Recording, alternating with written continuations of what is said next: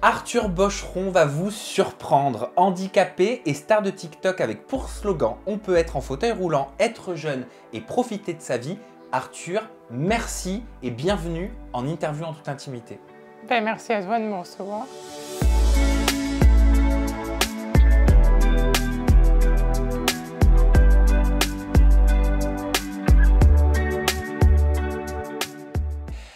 Arthur, j'aimerais qu'on puisse parler tout de suite de ce qu'on voit, c'est-à-dire que de l'extérieur, on te voit en fauteuil roulant. Tu es atteint d'une amyotrophie spinale de type 2. Est-ce que tu peux nous expliquer, j'aimerais qu'on commence par ça, quelle est cette maladie? Alors en gros, c'est une maladie génétique donc, qui s'attaque un peu aux muscles. Et bon, là, je vais expliquer bien sûr avec des termes simples. Et en fait, c'est une maladie qui te fragilise un peu les os. Ça veut dire que les muscles, j'ai moins de muscles. Voilà, j'ai tout simplement une faiblesse musculaire. Donc voilà, par exemple, je ne peux pas lever ma main jusqu'en haut, mais par contre, on peut me la lever. Je n'ai pas de problème de mobilité. Mais voilà, j'ai tout simplement moins de force. C'est ça. Depuis quel âge est-ce que tu es dans un fauteuil? Moi, je suis dans un fauteuil depuis tout petit, depuis 2 ans. D'accord, donc tes souvenirs sont uniquement dans le fauteuil? C'est ça, vraiment, j'ai aucun souvenir sans le fauteuil. Tu as grandi avec ce fauteuil?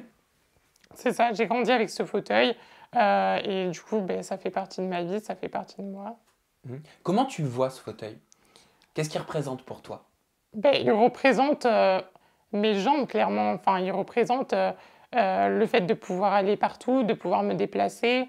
Et donc, en soi, c'est un peu tout pour moi parce que sans le fauteuil, je peux clairement rien faire.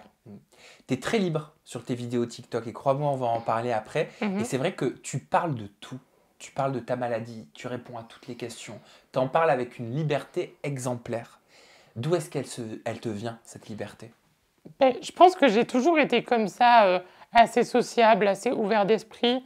Et forcément, quand tu es en fauteuil, naturellement, je pense que tu es ouvert d'esprit par rapport aux expériences que tu peux avoir dans la vie.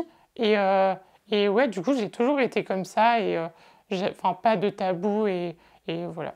Tu as dit dans une vidéo Melty que si tu étais né en 2020 et que tu avais eu cette maladie donc en 2020 aujourd'hui, tu marcherais. Tu peux nous expliquer pourquoi?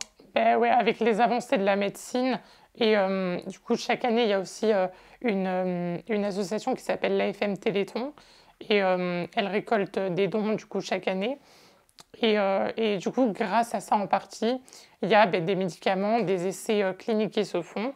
Et aujourd'hui, si j'étais née en 2021, j'aurais quasiment surmarché. Ça te fout les boules? En vrai, tu te dis, waouh, quand même, à 20 ans près, limite, c'est un peu perturbant, mais j'essaie de ne pas y penser. Je me dis, voilà, maintenant, tu ne peux plus rien faire. De toute façon, t'es comme ça maintenant et tu peux pas revenir en arrière. Donc, Tu as des traitements au quotidien? Comment ça se passe? non, j'ai aucun traitement parce que il n'y a aucun traitement qui existe pour mon âge et pour ma maladie pour l'instant, même si ça commence à venir et ça va venir dans quelques années. Mais non, je prends absolument aucun traitement. Quand tu dis pour mon âge, ça sous-entend qu'il y a des traitements aujourd'hui? C'est ça, il y a des traitements pour les enfants, surtout qui sont donnés aux enfants, pour leur donner plus de force ou pour arrêter un peu la faiblesse musculaire. Parce que forcément, quand tu grandis, tu prends du poids et donc tu as de moins en moins de force dans cette maladie. Et donc tu as une amyotrophie spinale de type 2. C'est ça. Mais quelle est la différence entre le type 1 et le type 2? Et est-ce qu'il y a d'autres graduations? Alors, il me semble qu'il y a le type 3 aussi. Et le type 1, c'est tu marches au début de ta vie et au bout d'un moment donné, tu vas être de plus en plus atteint de faiblesse musculaire et tu vas devoir prendre un fauteuil roulant pour t'aider à te déplacer. Et le type 3, c'est encore un peu plus dur que moi et c'est encore moins de force. J'aimerais te montrer une photo, Arthur. Ok. Je te laisse la découvrir, ça se passe juste ici. Et j'aimerais que tu puisses nous la commenter, nous dire ce que tu vois. En vrai, moi je trouve ça trop mignon. J'ai retrouvé ça la dernière fois dans le disque dur sur mon ordinateur. Et en vrai, c'est chez mes grands-parents. Et Et ça m'a fait bizarre un peu de revoir cette photo. Parce que c'est vrai que je regarde jamais des photos de moi bébé. Et tout le monde me demandait sur les réseaux, ouais, montre-nous des photos de toi enfant, montre-nous quand tu avais un bébé fauteuil et tout ça. Et non, moi je trouve ça mignon. T'avais quel âge sur cette photo? Je pense que je devais avoir, je sais pas, 6 ans. Non, même pas. Plus. Ouais, non, je sais pas. Aujourd'hui, t'as quel âge, Arthur? Aujourd'hui, j'ai 18 ans. Ouais. Qu'est-ce que tu aimerais dire au petit garçon que tu étais? Ben, que ça va bien aller et de surtout pas stresser pour la vie et pour toutes les études et tout. Pourquoi tu stressais? Ouais, en vrai, je stressais un peu. Je stressais un peu quand j'étais petit. Tu te disais quoi? Qu'est-ce qui faisait que tu avais du stress? Qu'est-ce qu'il y avait dans ta tête? Ben, forcément, quand tu es dans une cour avec que des enfants et des camarades B qui marchent, forcément, tu te dis, je suis différent, tu vois. Donc, ça te met un petit truc, un petit stress. Mais forcément, quand tu es enfant, tu te dis, mais qu'est-ce qui se passe? Je comprends pas tout de suite. Et d'ailleurs, comment ça s'est passé la scolarisation, le regard de l'autre, qui se forge souvent quand on est petit? C'est ça, ben, moi j'ai toujours eu des amis et j'ai toujours su m'intégrer, par exemple dans des classes ou comme ça, ouais, j'ai toujours su m'intégrer. Au collège, c'était un peu plus compliqué parce que forcément, au collège, les gens sont beaucoup plus moqueurs, beaucoup plus malsains et jugent facilement, en tout cas là où j'étais, dans ma première partie du collège, parce qu'après je suis partie. Mais bon, j'ai jamais été victime de harcèlement. Mais forcément, il y a des gens qui viennent t'embêter un petit peu parce que t'es en fauteuil, quoi, et que t'es différent. Qu'est-ce qu'on te disait? Ben, on me disait par exemple, ouais, t'es pas assez classe pour traîner avec nous, ou des choses comme ça, quoi. Ouais. Bon, ça, ils le disent à tout le monde, hein. Ouais, en vrai, ouais, mais bon, écoute. On te faisait te sentir différent ou est-ce que tu te mettais toi-même à part? Ben, en vrai, quand on me faisait comprendre que j'étais différent, je me braquais souvent et du coup, ouais, je me sentais un peu mal, mais en vrai, c'est arrivé rarement. C'est vraiment, j'ai eu de la chance comparé à d'autres personnes qui peuvent avoir des différences physiques ou des handicaps. Je pense que j'ai eu de la chance à ce niveau-là. On est différent quand on est handicapé? Je pense pas en soi, parce que ben, tu restes un humain et en fait, on a tous quelque chose de différent. Enfin voilà, t'es blond, je suis, enfin voilà, il est brun, on a tous quelque chose de différent. Et moi je suis en fauteuil, quoi. C'est une différence parmi tant d'autres. J'aimerais qu'on parle de tes vidéos. On va commencer à parler de tes créations de contenu. Mhm. Et j'ai remarqué que dans certaines vidéos, le timbre de ta voix se modifie. Mais ouais, et puis en fait, depuis tout petit, j'ai une voix super aiguë ou soit super grave et j'ai jamais compris pourquoi. Et en fait, c'est en me lançant sur les réseaux et, euh, et du coup, des personnes en situation de handicap sont venues me parler et m'ont dit, parce que je disais dans mes vidéos, mais je comprends pas pourquoi j'ai cette voix-là, enfin, quelqu'un peut m'expliquer et tout. Je pense que c'est un don et au final, non, pas du tout. C'est que les personnes en situation de handicap, souvent, ont ben, comme une faiblesse à la voix, aux cordes vocales. Et du coup, c'est ça qui fait que j'ai une voix un peu bizarre. Mais Enfin, bizarre, non? bah écoute, hein. Moi, je trouve que c'est une richesse. C'est Ben, ouf d'avoir merci. deux voix. Ben, Nous, on n'en merci. a qu'une. Et toi, Arthur, c'est marrant parce que tu parles d'une faiblesse, mais Mhm. je crois que tu en as fait une force. En vrai, ouais, ben ouais, sur TikTok, ben, j'ai joué de ça aussi. Tu t'en amuses. Ouais, bien sûr. Est-ce que je peux te demander une démonstration? Vas-y, donc là, tu vois, c'est ma voix en mode d'enfant et tout. Et là, c'est ma voix de businessman, voilà. Comment tu fais? J'en ai aucune idée. Franchement, j'en ai aucune idée. Je suis née comme ça, je sais pas. Et toi, tu pensais que c'était un don? Mais oui, moi, je pensais que c'était un don au départ. Mais après, j'ai compris que non, genre, toutes les personnes en fauteuil, ben, elles avaient une voix différente. Mais bon, je pense quand même que la mienne est unique. Ah, mais bien sûr qu'elle est unique. Tu t'es renseigné quand même? Tu sais le pourquoi du comment? Ben, ouais, enfin, c'est les cordes vocales qui se fatiguent apparemment. C'est ce qu'une personne en situation en fauteuil m'a expliqué sur Instagram, que c'était les cordes vocales qui se fatiguaient, mais comme des muscles par exemple. Et voilà, Oui, parce que les cordes vocales sont un muscle. c'est ça. J'ai appris ça. Est-ce que c'est un effort dans tes vidéos sur les réseaux sociaux quand tu changes cette voix? Non, c'est pas du tout un effort. Enfin, franchement, je le fais naturellement et même des fois, je me trompe de fois. Je me dis avec quelle voix je dois parler à la personne. Mais vraiment, des fois, je me trompe de voix, je fais ma voix grave et les gens sont hyper étonnés parce que 2 secondes avant, je leur ai parlé avec ma voix aiguë. Du coup, enfin voilà, ça fait des scènes assez marrantes. On l'a dit en introduction, près de 700 000 abonnés sur TikTok, C'est bientôt le dingue. million que tu C'est vas dingue. fêter. C'est dingue. Vraiment. Déjà, pourquoi c'est dingue?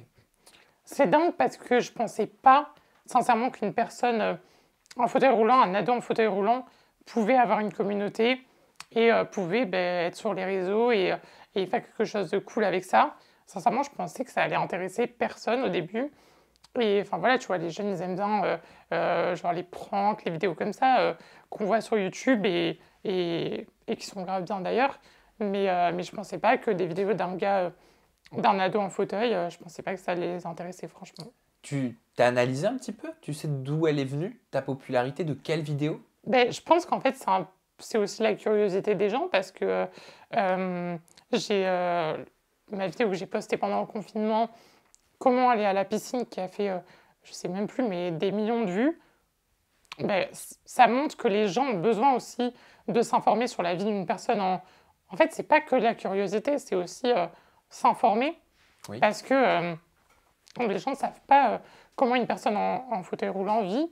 Et moi, j'ai voulu montrer ça en répondant à toutes les questions pour qu'on voit comment les personnes en fauteuil vivent. Ça représente quoi pour toi TikTok aujourd'hui? Je sais que c'est aussi nouveau, Mhm.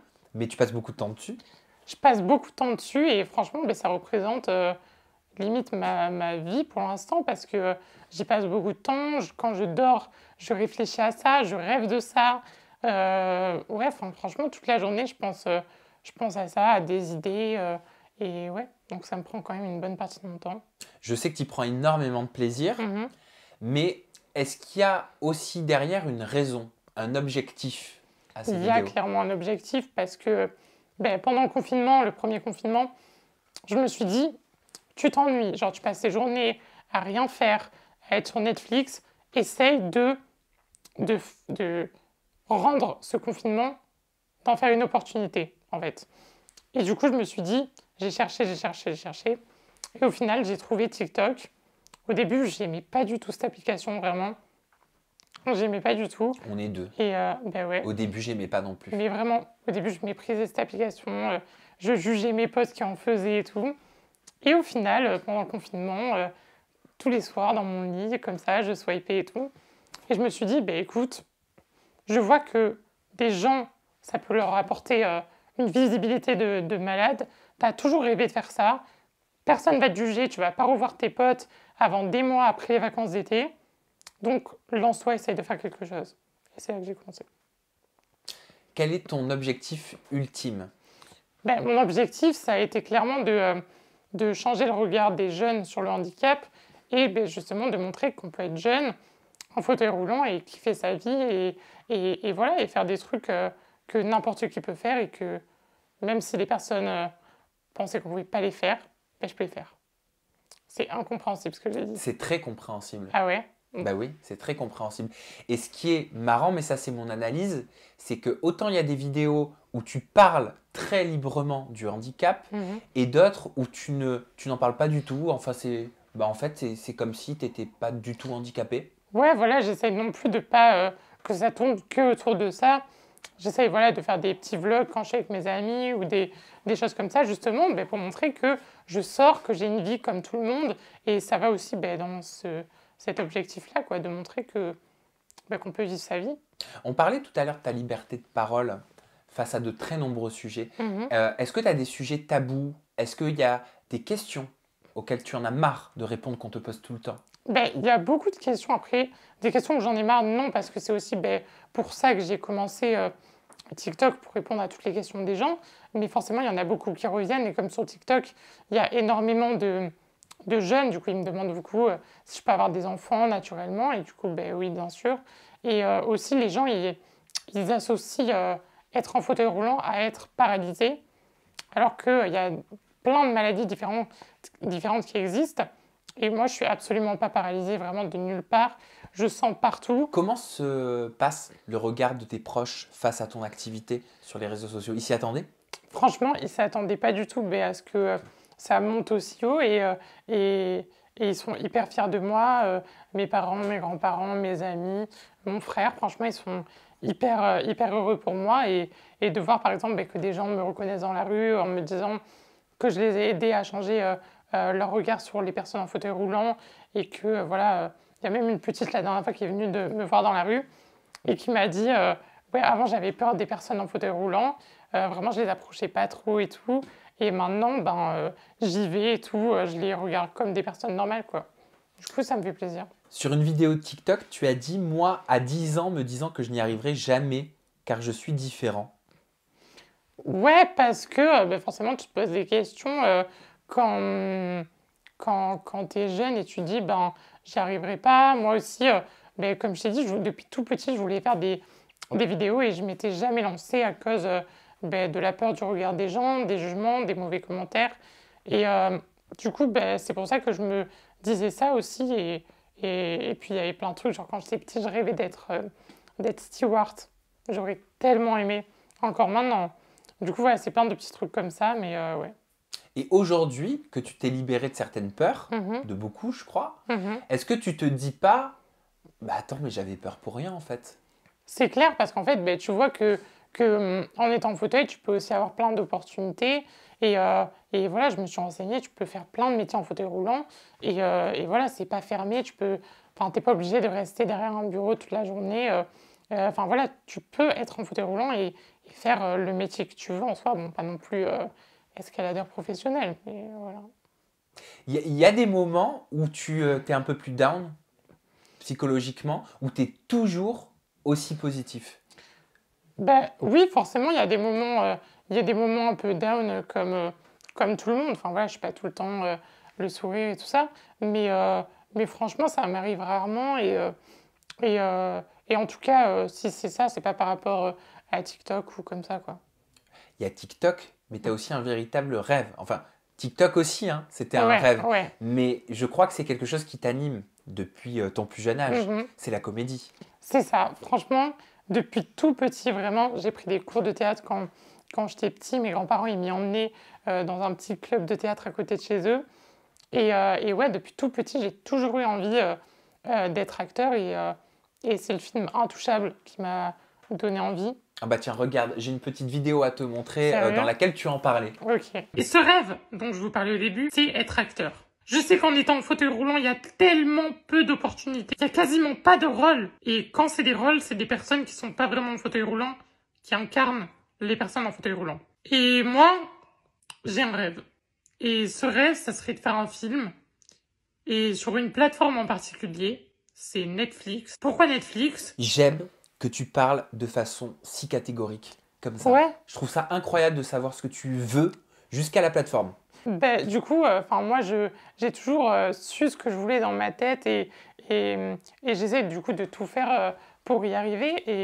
Et moi, je me suis dit que Netflix, forcément, c'était une plateforme où il y avait beaucoup de diversité dans leur programme.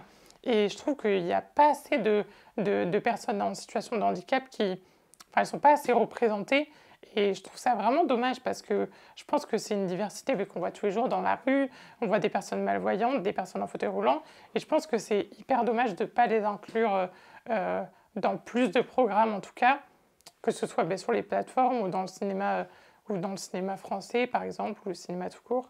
Donc, ouais, je trouvais ça un peu dommage et je me suis dit, c'est mon rêve. Donc, j'ai vu que les réseaux, ça pouvait faire des miracles et du coup, j'ai essayé, quoi. Tu sais quel type de film? Dans quel film tu aimerais jouer? Moi, j'aimerais bien carrément faire un film où je raconte la vie d'un ado en fauteuil roulant, un peu comme moi, en fait. Et voilà. Et en fait, mon histoire même, l'histoire de mes parents avant moi. Et ouais, voilà. Et en quoi le film Intouchable a changé ton regard sur le cinéma? Parce que je me suis dit, ouais, enfin, un film avec une personne en fauteuil et tout. Je trouvais ça trop bien quand j'étais petit, parce que ça fait maintenant un petit moment qu'il est sorti. Et je m'étais identifiée, justement, parce que dans tous les programmes, tu as des personnes qui marchent et tout. Et du coup, j'arrivais pas forcément à bien m'identifier, tu vois. Et là, ce personnage et tout, franchement, je me suis grave identifiée. Ça m'a fait plaisir et c'est tout le temps resté gravé dans ma tête, quoi. Moi, j'aimerais bien avoir ton avis sur la télé de divertissement, sur la télé-réalité. Parce que tu es jeune, j'imagine que tu dois regarder un petit peu. Voilà. C'est vrai qu'il n'y a pas d'handicapés C'est vrai. dans la télé-réalité. Je trouve ça dommage parce que aussi, ça pourrait montrer, comme j'en parle pour les programmes de films, ça pourrait aussi montrer une certaine diversité. Mais après, je comprends que ça peut être aussi plus compliqué à organiser pour les productions et tout, parce que il y a plein d'activités, des choses comme ça à faire. Et non, en soi, je pense que c'est totalement faisable, mais il faut vraiment que la production en question mette tous les moyens pour que le candidat, par exemple, soit inclus au maximum. Et... Tu t'identifies, toi, quand tu regardes, qu'est-ce que tu aimes bien regarder, d'ailleurs? Non, mais quand j'étais un peu plus jeune, bon, plus trop maintenant, mais voilà, je regardais un peu les anges et tout ça. Et ouais, du coup, forcément, je ne m'identifie pas énormément, mais ça me fait passer le temps et ça m'a fait rire, donc voilà. Arthur, si je te passe une baguette magique, bon, j'en ai pas là, Ouais.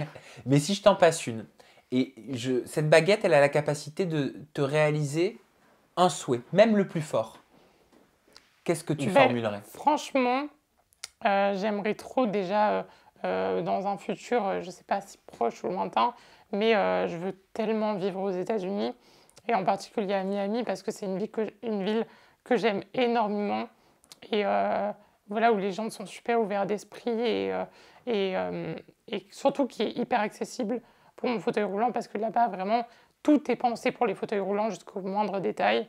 Et voilà, c'est ce que j'aimerais bien faire. Et pourquoi pas travailler pour un réseau social, genre Instagram ou TikTok. Tu vas continuer de te développer. Ouais. Parce que là, vu comment c'est parti, ouais, je vais pas arrêter ça là. va te mener où tout ça? Je sais pas, franchement. Parce que tu as les études en parallèle en même temps. Ouais, c'est compliqué. Et c'est vrai qu'il faudrait que je me concentre un peu plus sur tous mes devoirs, sur le bac. Mais ouais, ça me prend pas mal de temps. Et des fois, j'oublie un peu tous les devoirs et tout ça. Donc, Et juste comment ça se passe par rapport à ta popularité sur les réseaux quand tu es... Ah ben non, il n'y a plus de présentiel.